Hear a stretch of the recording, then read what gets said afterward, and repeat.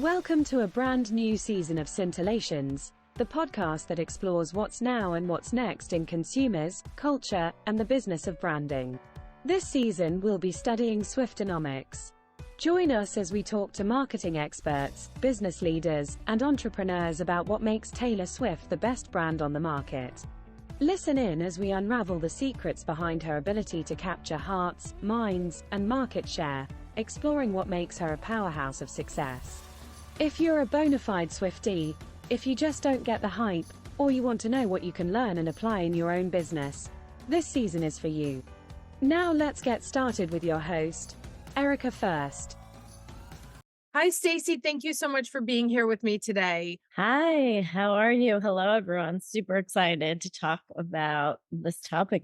It's going to be a good one. Why don't we get started with you telling us a little bit about who you are and what you do? Hey, everyone. Stacey Sussman. I am the owner and founder and CRO of RevUp Advisory. We work with scale-up companies that have hit revenue plateaus. You're looking for your next growth, and you're looking to figure out what that North Star roadmap is. We come in and strategically develop that with you with proven frameworks and our conveyor belt methodology. And then we execute it with a team of all-stars. So super excited and pumped to be here. Awesome. That's great. So today's topic is ethics. We are obviously talking about the individual aspects of how Taylor Swift runs her business and her brand that help contribute to her success in the market. And one of them that I believe is very strong is her commitment to behaving ethically in the world. Now I have a couple of examples. Do you want to kick us off with some of the samples of things that she's done that you think are representative of that? Yeah. So I think one of the big things, she's on this Eras tour, right? The Eras tour has boosted the economy, not just here in the United States, but globally around the country. We all know she's on her kind of Asia leg of the tour with her running back to the Super Bowl and going back to, and she's playing in Singapore. And so the fact that she has so many people working for her, end of the day, she's boosting the economy in big cities, in small cities. She's boosting the economy in different continents. If you read some of the articles, you can see that she pays these people and she pays them well and fairly. But what she did is, because she's boosting the economy so much, she's bonused these folks more money than she already had agreed to pay them. I think the number was several production managers were bonused $50,000 a night towards the end of some of the cities and continents on her tour, because she just valued the people that are working for her. She's making so much money. And at the end of the day, she's not hoarding it for herself. She understands it takes a village to make these productions happening. And I think that just speaks to what an amazing human being she is at the end of the day. Yeah, I heard or I read somewhere that she had given her drivers, the people who are responsible for moving the stages from one city to another, which is an enormous undertaking because the stage is so complex and so large that there are two on the ground at any given time. So while she is performing in one city, other people are in another city building the stage. And then when this one breaks down, it goes to the one after. And I think it's an 80-meter catwalk that she runs up and down every single night. And so she gave them a $150,000 bonus at the end of last year with handwritten notes from her. And I think it was one of the drivers union who said that a lot of them were in tears because this is life-changing bonus amount and they were getting paid fairly to do their job. But they actually commented more on the fact that she had taken the time to write handwritten notes over the $150K. I think it goes to, as you said, there's a thoughtfulness in it that she didn't have to do the bonus. They're getting paid fairly. So there's that. And then taking the time to really genuinely show the appreciation to make people feel part of the team, valued members of her crew and collective. And I thought that was really important and special. at the end of the day, she doesn't even need to come out with more albums because I feel like she's just so wealthy. But first of all, we know that she loves it. And I think the fact that she kind of spreads the wealth out, and it's very simple. I think you do a really good job for me. I'll reward you with fair compensation. But for this tour, it's like I'll reward you plentiful with handwritten notes. Yeah, so to that point, actually, one of the things that she's also quite famous for is wherever she tours, she makes important charitable donations to the local food banks, to local shelters. That not only is there sort of a boost in the local economy because of hotels and restaurants and whatnot, but she also makes sure to leave something behind that sort of pays it forward. I love that. I mean, the fact that when someone has that much money, anyone could be a check writer at the end of the day with that money.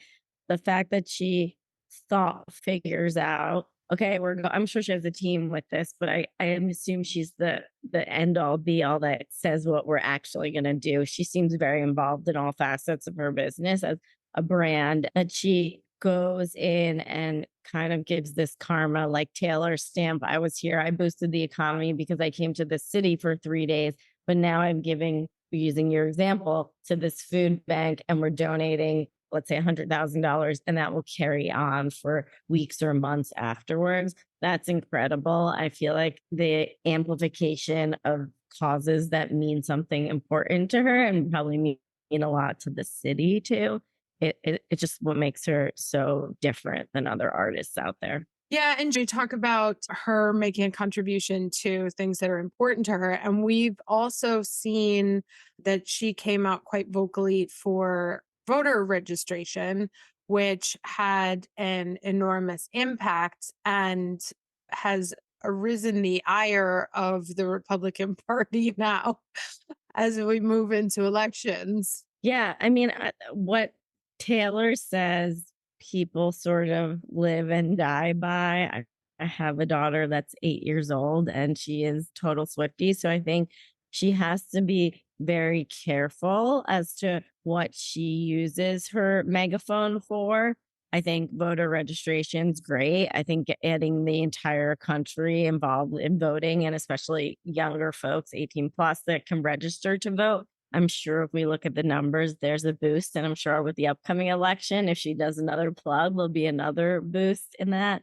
But she does have to be careful, right? We just saw with the Super Bowl, the lift in female viewership with the Super Bowl because of the Swiftie effect. It really is interesting how a male dominated sport at the end of the day, with her presence, just has a lift in such a different capacity. Yeah, it is interesting. And one of the things that comes up frequently in podcasts that I do, we talk about, because we also talk about marketing, of course, not just the Taylor Swift stan 30 minutes, but the thought of the role of brands in getting involved in difficult conversations and them taking a stand for one side or the other. And she is getting a lot of attention now for her not getting involved in some of the hotter conversations going on right now. What's your thinking about celebrities, businesses, brands, their obligation of getting involved in these conversations?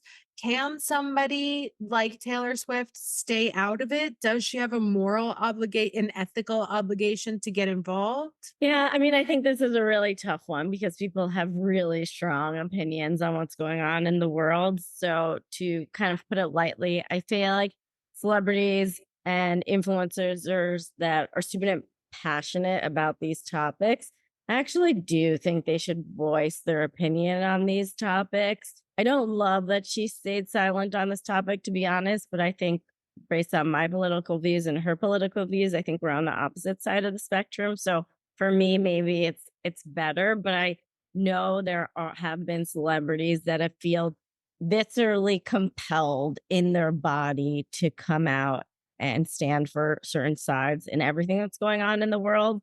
I would probably like to see a little bit more of that, honestly, but there are ramifications as a business owner. Taylor Swift is a brand at the end of the day of what that looks like. We've seen celebrities endorse certain political issues and their endorsements have been pulled. So I think people should stand up and talk about what they believe in and they should be passionate about it.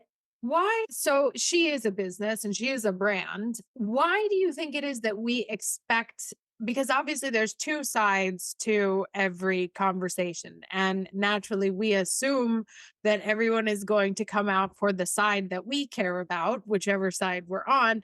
And then we get mad when they don't. Why would we expect someone who is an entertainer, whose job is to provide entertainment, to do so? Or let's just say it's a toothpaste. Like, why would we expect a brand like Taylor Swift to come out on and speak on that? And we wouldn't expect Colgate to speak on that. Well, there's a difference. You're talking a personal care CPG household brand, Colgate, but we'll just use the toothpaste. And then you're talking about the marketing effect of celebrity endorsements that have attributes of their brand, but then sort of relate to the toothpaste in this example. There's a whole history on the celebrity effect of brand endorsements because that didn't exist a little while, a few decades ago, but now it has. I'm actually reading a fascinating book on that. But she's a person at the end of the day, and she's a human being, and you grew up in a place and you have parents and you belong to some sort of religious affiliation or not, but she has morals and values and ethics at the end of the day. So I do believe she has an opinion on these things because at the end of the day, forget about Taylor Swift as a brand. She is a person at the end of the day. And with her specifically, she blends the brand and herself as a person, I think, really well. And that's what works really well for her. But then when she's silent about these issues, it's almost, I think that she's skirting the issue because she doesn't either want to say her opinion or she doesn't want to piss people off that have endorsements or relationships with her on the other side. So I do think it's a delicate dance, but I think she's a person at the end of the day and everyone has an opinion. Well, I'm certain she has an opinion on it. But like, if this was a business, let's say it was a public business, right? And the business came out in favor of one side or another of a conflict, causing them to then lose substantial amounts of money, the board of directors and the shareholders have the right to sue the management over doing that because they are businesses. And we might understand that. Like, yes, your job is to make money, not become political. Should those rules be extended also to entertainers, or it's not totally different game? I mean, we've seen it happen. I mean, just to use Kanye West, for example, he's flown off the handle in his music and on video and on Twitter so many times, and he has lost big endorsements. So you can't say, oh, they're a business at the end of the day, they're a container, they shouldn't say anything, because you have seen celebrities that have done it, but you've seen probably like the negative part of the celebrities that have done it using Kanye West. But then there's other celebrities that are endorsing sides and marching and donating and having private dinners and check writing. But I would say they're a little bit more under the radar, but they're not losing their endorsements or losing money for Adidas or Nike or something like that.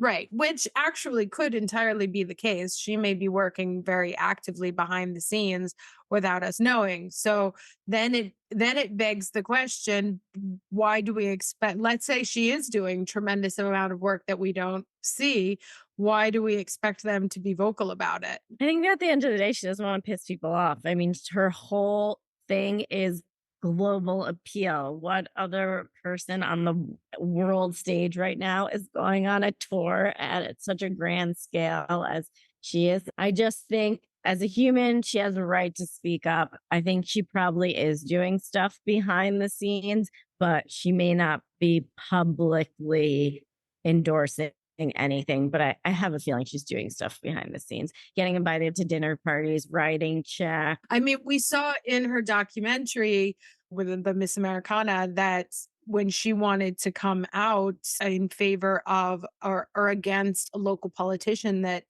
didn't stand for the things that she stood for, there was a big discussion amongst all the stakeholders and the managers in her company. Like, and the father was like, this isn't a great idea. And she's like, but something I feel really, really passionate about, and I'm going to do it. And there was a backlash when she did come out against, I think it was a local Tennessee representative that was anti-LTQ, and she was vehemently in support of speaking out against that because it was something that she felt personally attacked by. Yeah, and I think that goes back to morals and values, right? She grew up in the South, really traditional, I'm sure, but she's definitely more liberal. Her fan base includes like everyone at the end of the day. And so she does support this LGBTQ. She signed a petition in 2018. It was about marriage equality. And if you see her shows, she does show like the pride flag. And so I think that's where I go back and saying, as a person and a human being, she has morals, values, and ethics that she stands for or doesn't stand for. An example you're showing, this meant so much to her, even at the advice of her stakeholders, her parents, her closest supporters for the business. They're like, this isn't a good idea. But she still went out and did it because she felt so passionately about it. And so that's when I feel like the person, Taylor Swift, and the business container, Taylor Swift, those lines get blurred. And you still have to be careful. But here she went out and she did it. And there was backlash about it at the end of the day. But she kind of was just like, I don't care. I feel so strongly about this. So getting back to kind of like the topic, which is also what brands can learn from her. And let's say the concept of coming out for or against any particular situation or topic of debate in culture is obviously something that every company needs to evaluate.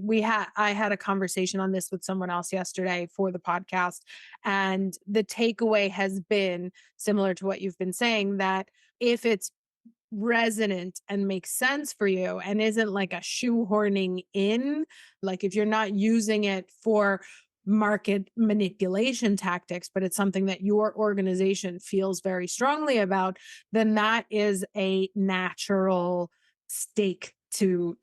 position to take. Otherwise, it's probably best to just mind your business and go do what you do best, right? We don't need you to get involved in the conversation.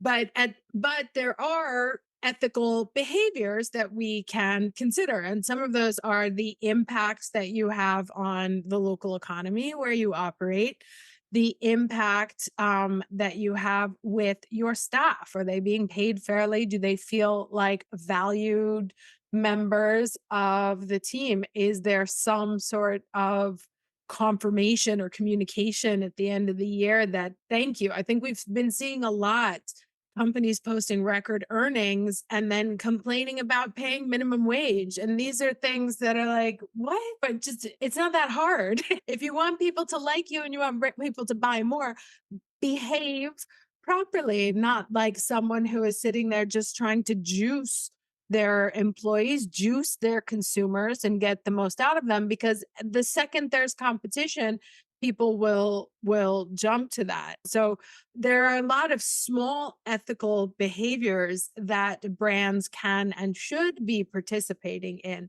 Now, I do want to bring up another sticky topic because it's in the news. Taylor has been attacked multiple times for her use of her private jets.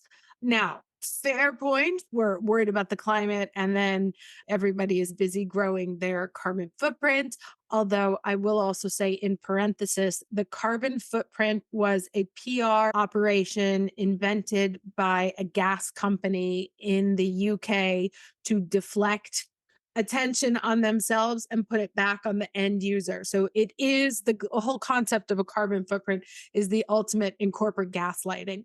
That in in and of Didn't itself. know that. That's amazing. Yeah, no, it was like, how much are you contributing to the earth? And they're like, we're busy dumping stuff into the ocean, but what are you doing? Let's talk about you. It is one of the most brilliant campaigns. Posted PR deflection right there. It's insane the success that it's had and that people still continue to do it. I mean, of course, I am all about like, let's take care of the planet we live on. Let's not be parasites.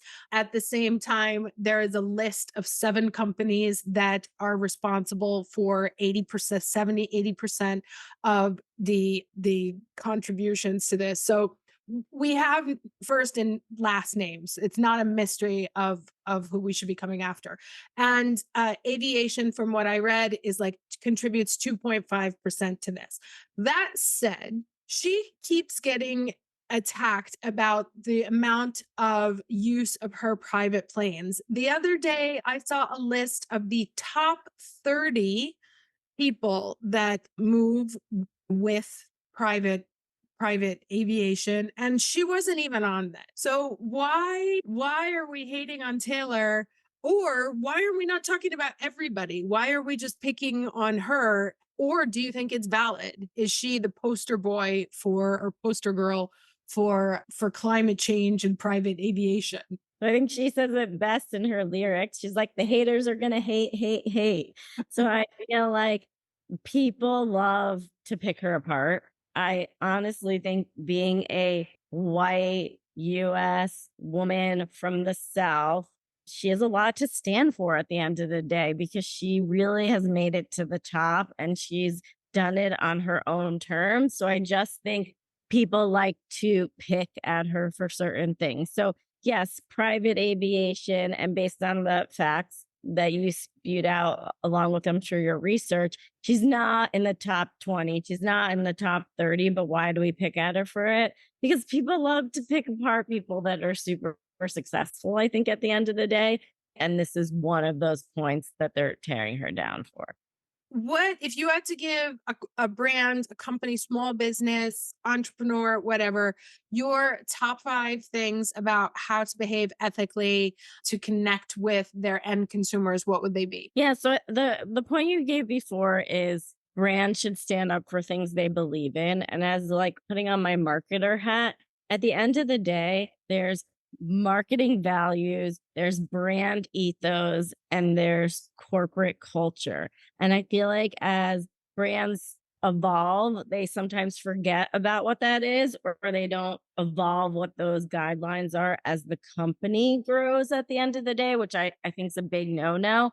Or new brands that are popping and coming on the market. For example, like non-alcoholic beverages and beers is becoming like a whole new portfolio in the alcohol market, which is funny because they're non-alcoholic. But it's like, what do these brands stand for? What are their ethos? Not only are what they're going to post on social, but like what excites the brand at the end of the day. I think that's so important. And I think that's gets lost because it becomes like not as sexy as running like the day to day of the business.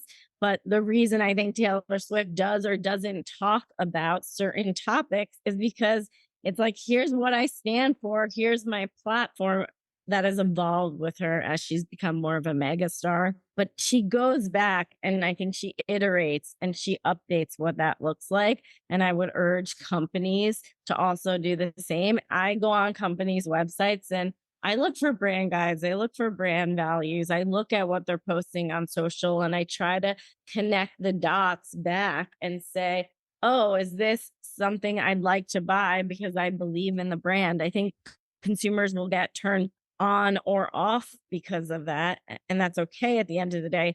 But like you said, you need to have a stake in the ground of what you stand for and not just.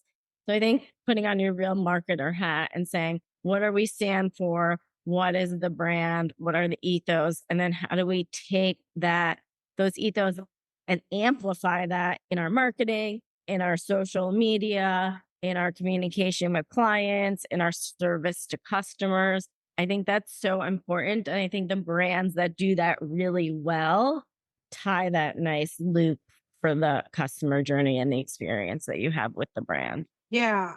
I was just writing down some other things coming off of what you were saying.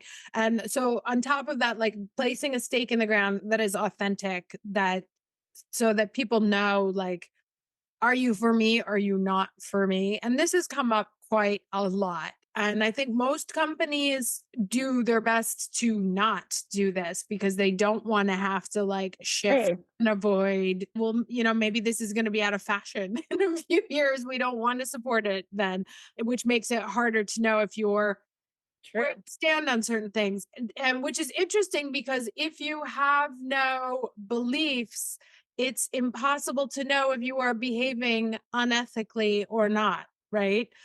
So it's like we're never betraying our beliefs because we didn't tell you we had. But you do, because you're humans that are behind the brands at the end of the day. And there's a board and there's stakeholders at the end of the day, and they all have opinions. That's the truth. So so believe in something, make sure it's authentic, and make sure that people know what it is. And a woman I was speaking with yesterday actually said something very interesting that I think is a great way to identify, like, no one in the organization should be surprised by the choices that you're making. It should be very natural. That's huge, huge. Up and down the organization, they know what your stand for is enormous. The lift and impact of your marketing and how you service your customers, huge. And that goes back to like corporate culture. Treat your people right, which seems like a no-brainer, but a lot of companies just know, or a lot of brands know. Be thoughtful in your dealing with the people around you. And we didn't actually touch on this. I wanted to just quickly mention the SAG strike, that Taylor was filming her documentary of the Eras tour while the SAG-AFTRA strike was going on. And she went to them because she's also a SAG member and said, how can I do this without violating the pact, without damaging the strike? And they worked together to find a way for her to do what she needed to do. And then she agreed to not release it on streaming until the strike was over. So working with people to find a way that's mutually beneficial. And I also talked about mutually beneficial relationships with her, in which it's not like, here's what I need, figure it out. But it's like, how can I do what I would like to do and respect you at the same time? Like, where can we find that common ground? And it's, how do I do what I need to do in a way that respects your job and that respects the environment, the company, et cetera, et cetera. And so I think that's a lot what the ethics is finding the win-win between everybody. Yeah. I mean, are you a bulldozer at the end of the day, or are you someone that wants to kind of lift everyone up and bring them together for the cause? I think you're either on two sides of the camp, either like, I'm going to do this and I don't really give an F what everyone says, or I'm going to do this with the seal of approval of folks that are notable in the industry that we can all get on board and be excited by this. And you're going to have to probably give up some things, and they might have to give up some things, but that's called an agreement, like a mutually bound agreement at the end of the day. All right. Well, thank you, Stacie, for taking the time to talk to me today. Thank you. It's a pleasure talking all things Taylor Swift and the brand and the machine behind her. Thanks for joining us for another episode of Scintillations. If you've enjoyed listening to us, please subscribe, rate, and review. It helps us share our learnings with more curious and interested people like yourself. See you next time.